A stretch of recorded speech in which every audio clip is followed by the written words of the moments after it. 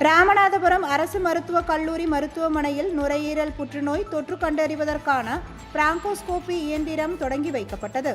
ராமநாதபுரம் அரசு மருத்துவக் கல்லூரி மருத்துவமனையில் நுரையீரல் தொடர்பான நோய்களை கண்டறியவும், மூச்சுக் குழாய்களில் அடைப்பினை நீக்கவும், நாணயம் போன்றவர்களை விழுங்கினால் எடுக்கவும் பிராங்கோஸ்கோபி சேவை இன்று முதல் தொடங்கி வைக்கப்பட்டது.